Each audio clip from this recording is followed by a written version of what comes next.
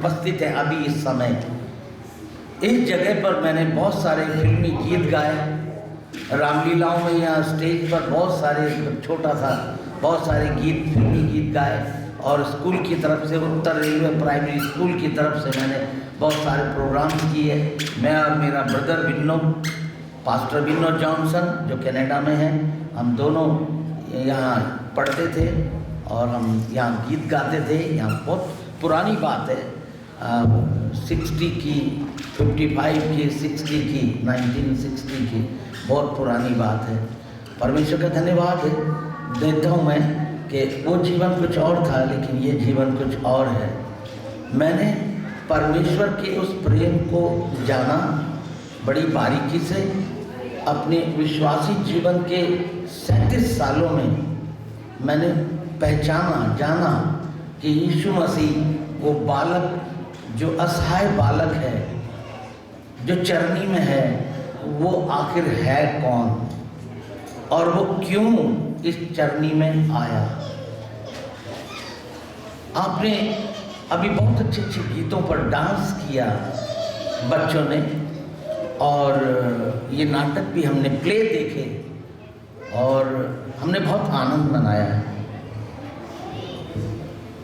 परमेश्वर का धन्यवाद हो इन आनंद के लिए, इन सारी खुशियों के लिए। लेकिन प्रभु यीशु मसीह इस पृथ्वी पर क्यों आया और उस चरनी में उसने जन्म क्यों लिया, उसका जब उद्देश्य हम जानेंगे तो वो इस आनंद से भी बढ़कर होगा, बहुत बढ़कर होगा। परमेश्वर ने जगत से ऐसा प्रेम किया, ऐसा प्रेम किया कि उसने अपने इकलौता पुत्र दे दिया, जो कोई इस पर विश्वास करे नाश ना हो परंतु अनंत जीवन पाए। क्या आपने ये जानने की कोशिश की कि ये जो चरनी में बालक है ये कौन है? आप जानते हैं कौन है? बहुत अच्छी बात है, आप जानते हैं, जानना चाहिए। क्योंकि होशे कहता है, ध्यान से सुनिए मैं क्या कह रहा हूँ। होशे कहता है, मेरे ज्ञान के ना होने से मेरी प्रजा नाश हो रही है, नाश हो जाती है। मेरे ज्ञान के ना होने से, ईश्वरीय ज्ञान न जानने के कारण हम लोग गुलामी में चले जाते हैं, हम लोग भूखे मरते हैं, हम लोग शैतान की दास और दासी बन के अपने जीवन से उसकी महिमा करते हैं।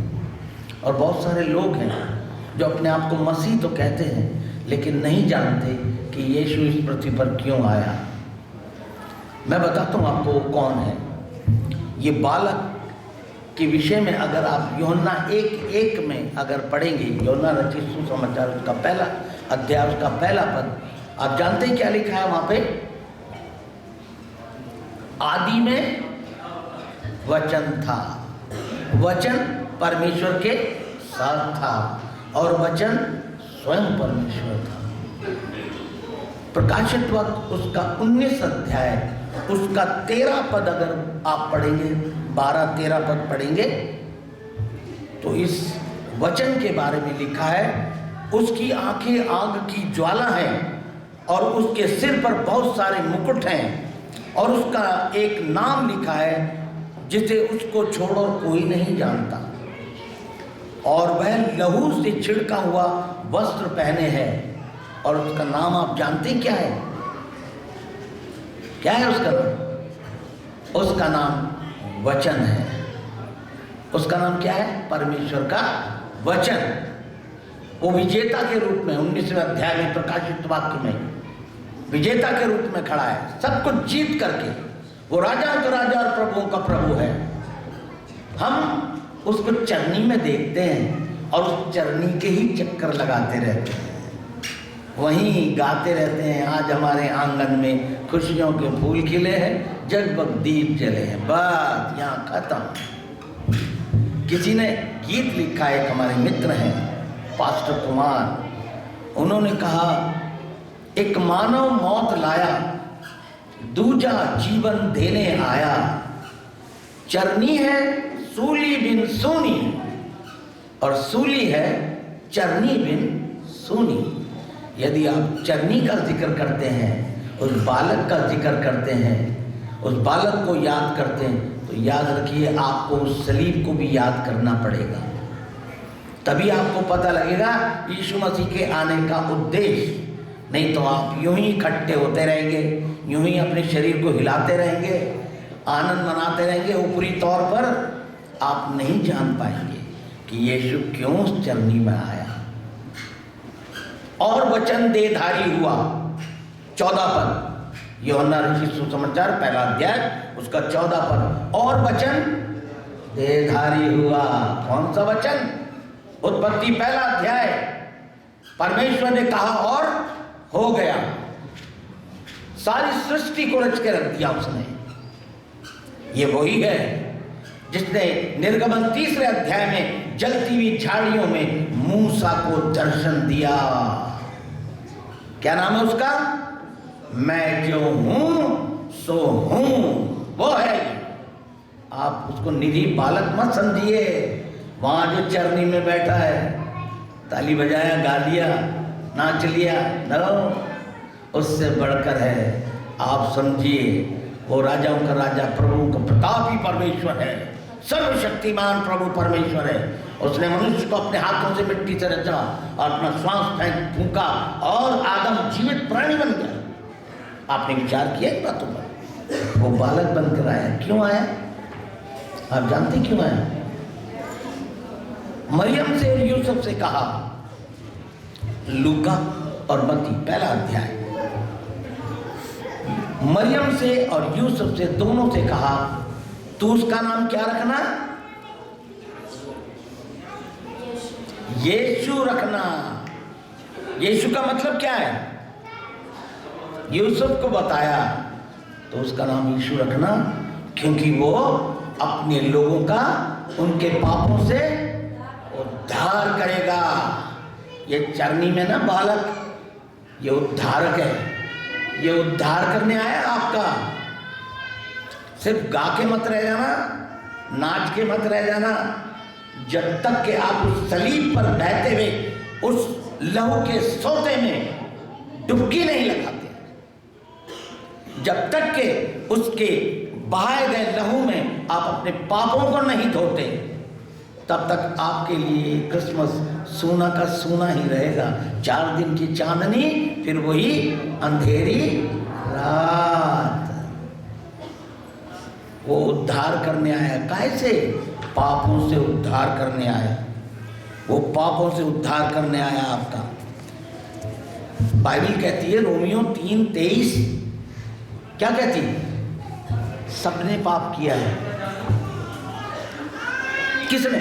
सबने। किसने? अब बाहर की बात छोड़ दो, मैंने और आपने पाप किया, सबने, आपने भी, सबने पाप किया। और क्या है? परमेश्वर की महिमा से रहित है भैया। कोई आशीष नहीं हमारे जीवन में। ये ऊपरी तौर पर है ये खुशी, ऊपरी तौर पर। अंदर हम सड़े हुए हैं, अंदर वो पाप हमें खाए जा रहा है, हमें खोखला कर रहा है।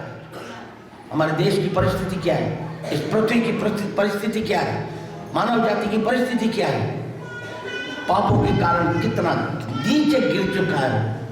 अब कैसे कैसे हादसों से होकर मनुष्य को गुजरना पड़ता है। कहीं सुरक्षा नहीं है। इंसान हैवान बन चुका है, हैवान।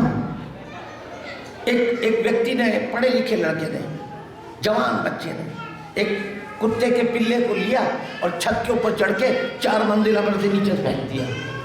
क्या है? आप कहेंगे पागल है, पढ़ा लिखा लड़का। ये तो मैंने उदाहरण दिया छोटा सा। सबने पाप किया और परमेश्वर की महिमा से रहित हैं। कैसे कैसे पाप है? कैसे पाप है देखिए।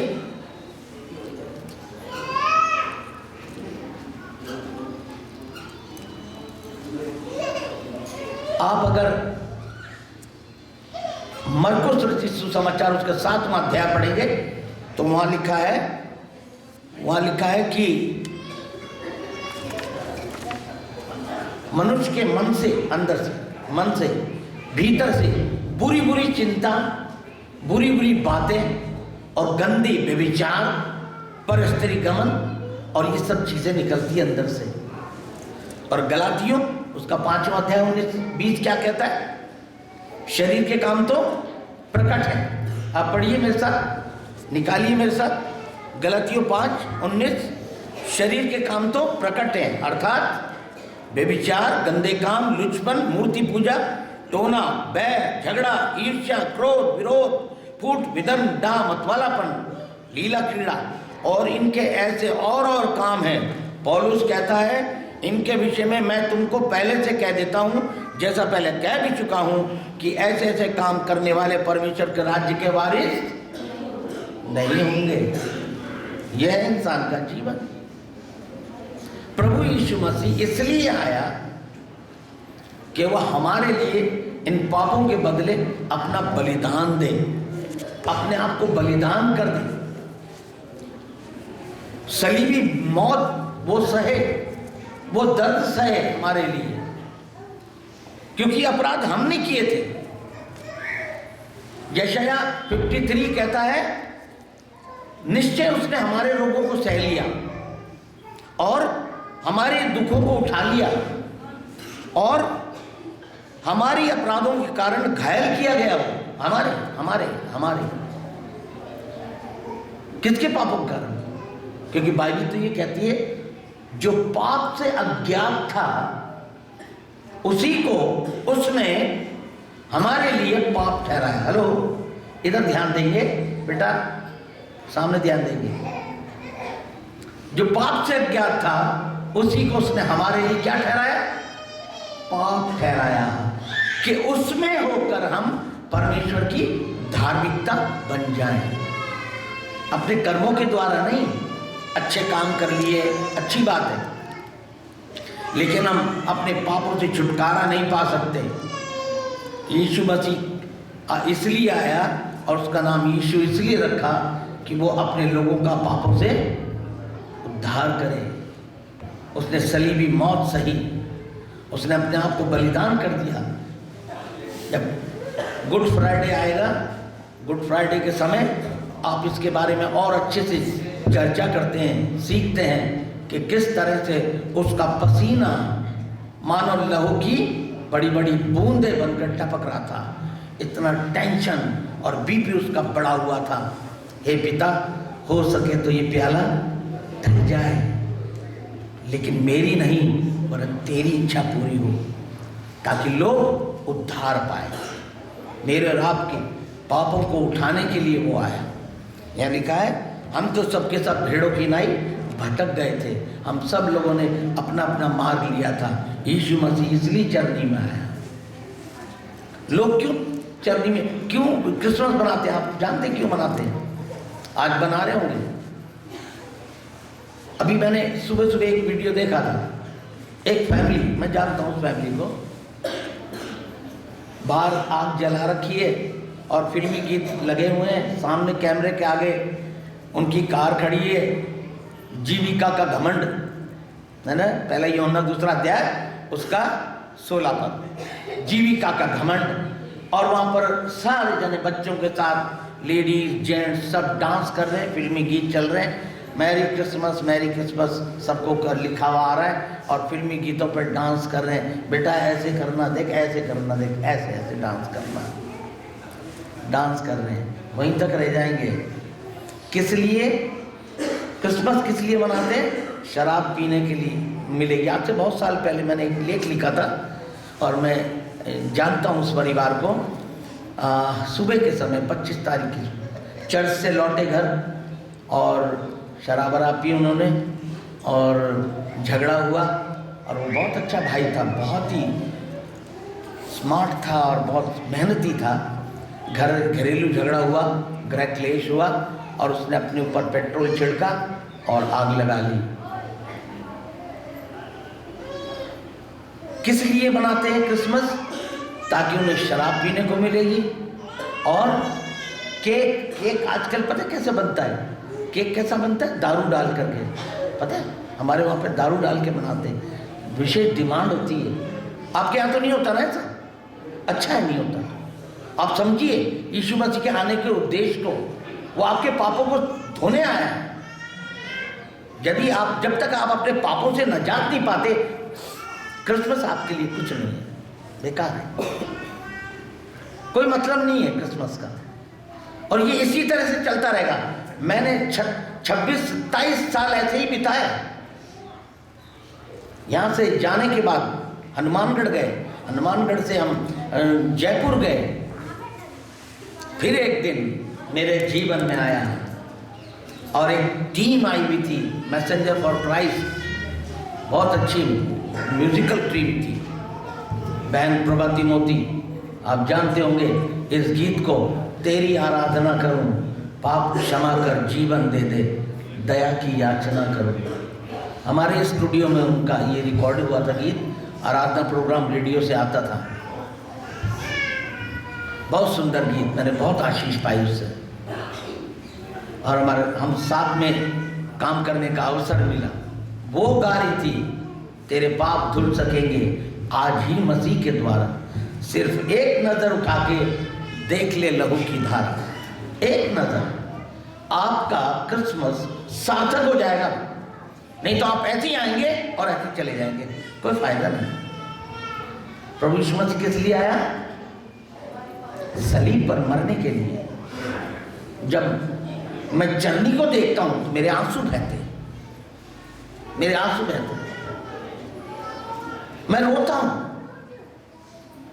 छोटा बालक जब पिता ने उससे अपनी आंखें फेरी तो यीशु चिल्ला पड़ा, हे मेरे परमेश्वर, हे मेरे परमेश्वर, तूने मुझे क्यों छोड़ दिया? आपको जानते हैं, आप जानते हैं क्यों छोड़ा परमेश्वर ने अपने पुत्र को? वो दूसरा विषय है, छोड़ा या नहीं छोड़ा वो दूसरा विषय है, लेकिन हम इतना ही सीखेंगे क्यों छोड़ा। आपको पता है? आपको पता है? मैं बताता हूं आज आपको, आप थोड़ा सा इधर हो जाइए। क्यों छोड़ा परमेश्वर ने? उसकी गोद में उसका इकलौता पुत्र था। जब माता अपनी गोद में एक बच्चे को लेती है और दूसरा जब रोता है तो उसको उतार के और दूसरे को अपने गोद में लेती है, ऐसे ही होता है ना। उसको उतारा और दूसरे को ले लिया। पिता ने क्या किया? आपसे इतना प्रेम किया, अपने पुत्र से तो मुंह मोड़ लिया और हमारी तरफ अपने हाथ। Hallelujah, hallelujah, praise the Lord. यह है क्रिसमस, यह है क्रिसमस। उसने अपने पुत्र को छोड़ दिया और हमें अपनी गोद में उठा, अपनी बाहों में ले, इसलिए उसने मुंह मोड़ा अपने बच्चे तक से। यह है क्रिसमस। ये जीवन में अगर आपके ये नहीं आता तो याद रखिए आपका क्रिसमस बेकार है। दूसरा पॉइंट मैं जल्दी जल्दी मैं करता हूँ, पहले बहुत समय हो चुका है। देखिए दूसरा पॉइंट है यीशु के आने का उद्देश्य। यूहन्ना 10वां अध्याय का 10वां पद क्या कहता है? चोर और किसी काम से नहीं आता। चोर किस लिए आता है? चोरी करने और घात करने और नष्ट करने। लेकिन मैं इसलिए आया हूं कि वे जीवन पाए और बहुतायत का। कितना? कसरत से, उर्दू का वर्ड है कसरत से, कभी ना खत्म होने वाला। आदम का जीवन खत्म हो गया। 100 वर्ष जिए, 500 वर्ष जिए, 900 वर्ष जिए, खत्म होने लगा।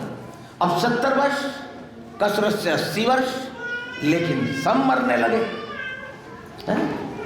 लेकिन पिता ने कहा अपने पुत्र को इसलिए भेजा कि हम जीवन पाएं और बहुतायत का जीवन पाएं। कब पाएंगे जीवन?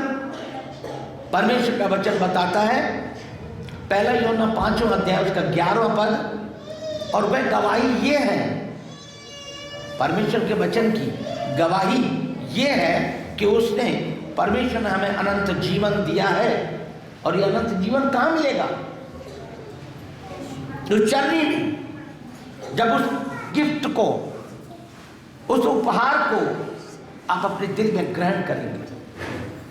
वो इसलिए आया है कि आप उसको अपने जीवन में लें, क्योंकि ये अनंत जीवन उसके पुत्र में है। पहला यूहन्ना 5वां अध्याय उसका 11वां पद, क्योंकि 12वां पद कहता है जिसके पास पुत्र है उसके पास जीवन है, और जिसके पास पुत्र नहीं है उसके पास जीवन नहीं है। परमेश्वर हमें अनंत जीवन देता है। जैसे उसे अधिकार है जीवन रखने का, वैसे उसने अपने पुत्र को भी अधिकार दिया है कि वो अपने में जीवन रखे, और वही जीवन उसने सलीब पर दे दिया। कितना प्यार किया। बच्चों को संडे स्कूल में सिखाया गया ये पद, यूहन्ना 3:16 याद करके आना। बच्चों ने याद किया और आ गए। जब संडे स्कूल में नेक्स्ट संडे जब पूछा गया बच्चों बताओ, तो बच्चे बता नहीं सके। एक बच्चा बोला मैं बताऊंगा, मैंने याद किया। उसने कहा बताओ कि परमेश्वर ने जगत से ऐसा प्यार किया, अपनी बाहें फैलाई और जितनी फैला सकता था उसने फैलाई, और गर्दन झुका के अपने प्राण त्याग दिए हमारे लिए, आपके लिए। 37 साल पहले मैं भी आपकी तरह ऐसे सुनने वाला था, सुनता था चला जाता था, कुछ नहीं पाया। और आप कोसता हूं अपने आप को कि मैंने 12 वर्ष की उम्र में क्यों नहीं प्रभु को पाया। हेलो, कितने बच्चे बैठे हैं 12 साल के। यीशु कहाँ था 12 साल में, आप जानते हैं? अपनी मम्मी पापा से बोला आपको नहीं पता, आपको नहीं पता, आप नहीं जानते कि मुझे तो अपने पिता के घर में रहना अवश्य है। 12 साल की उम्र में हम कहाँ रखते बच्चों को, किस संगति में भेजते? ये जीवन उसके पुत्र में है। जिसके पास पुत्र है उसके पास जीवन है, जिसके पास पुत्र नहीं उसके पास जीवन भी नहीं। ये उद्देश्य है परमेश्वर का। तीसरा उद्देश्य देखिए, तीसरा उद्देश्य क्या है? आप देखिए कि मजूसी आके पूछ रहे हैं कि वो राजा जो पैदा हुआ है कहाँ है, कहाँ है राजा? और यूहन्ना के चेले भी आके यूहन्ना रचित सुसमाचार 1 अध्याय में पूछते हैं कि तू कहाँ रहता है यीशु से। आज बहुत से लोग हैं, देखिए हम हिंदुस्तान में, भारत में हम लोग रहते हैं, परमेश्वर ने हम पर अनुग्रह किया है और अपना प्रकाशन हमें दिया है, लेकिन वो प्रकाशन हमने अपने तक सीमित रख लिया। हम उस सच्चाई तक पहुंच नहीं पाते, हम बता नहीं पाते उनको कि चरनी है सूली बिन सुनी और सूली है चरनी बिन सुनी। क्योंकि एक वीडियो आया था मेरे पास, मैंने देखा था, वो एक प्रभु के सेवक से डरा धमका के कह रहे थे कि ऐसे यीशु का प्रचार करते हो जिसे 4 किलो में ठोक कर मार दिया और वो कुछ भी नहीं कर सका। उससे बोलो भाई, जो तू कह रहा है ना 4 किलो पर ठोक के मार दिया, कुछ नहीं कहा, अब वो वहां नहीं है, वो कहाँ है? जी उठा, मार दिया था, हाँ ये मानते हैं और आप भी एक्सेप्ट कर रहे हैं कि वो मारा गया, गढ़ गया, और पवित्र शास्त्र के अनुसार तीसरे दिन मृतकों में से जी उठा। प्रेज़ द लॉर्ड, वो जी उठा। और वो अब कहाँ है? एक बहुत अच्छा पद है बाइबल का, 2 शमूएल 7वां अध्याय उसका 6वां पद, उसमें बहुत अच्छी बात लिखी है।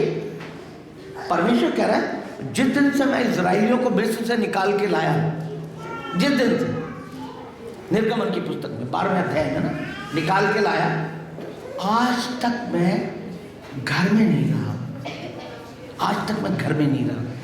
लालसा है परमेश्वर की घर में रहने की।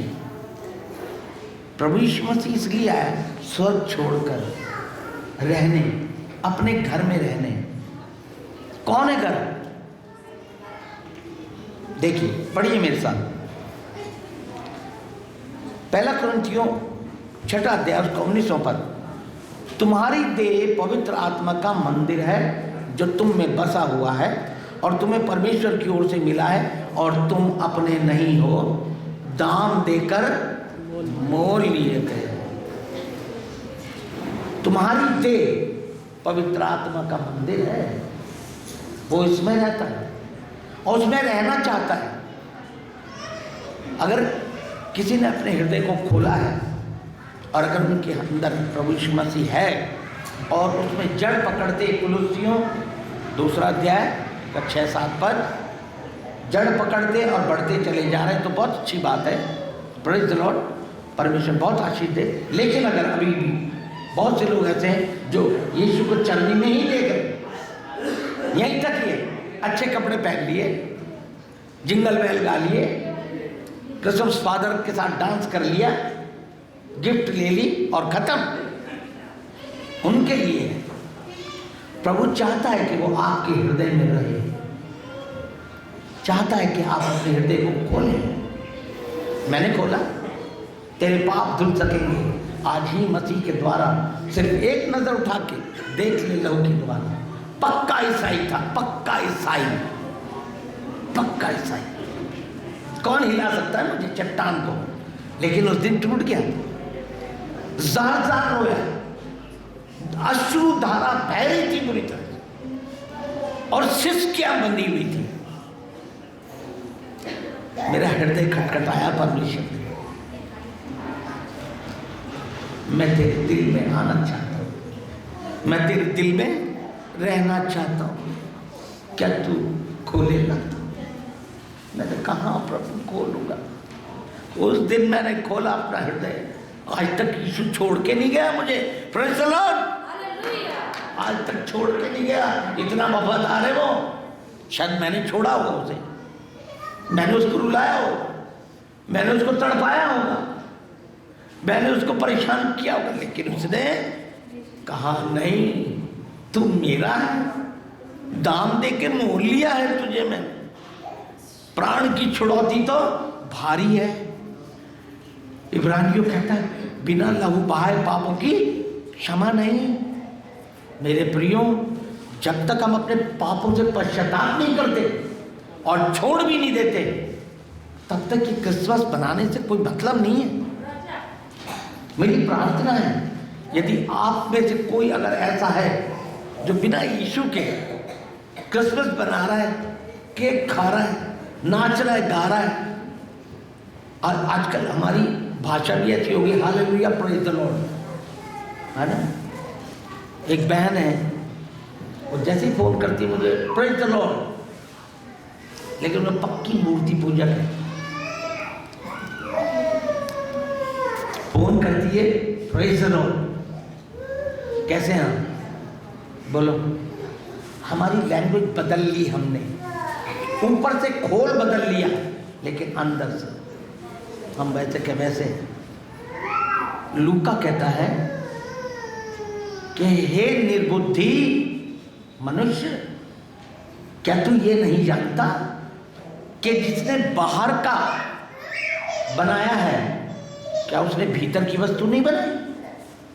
भीतर की। इसलिए अपनी भीतरी वस्तुओं को दान कर दे, तेरे लिए सब शुद्ध हो जाएगा। Praise the Lord.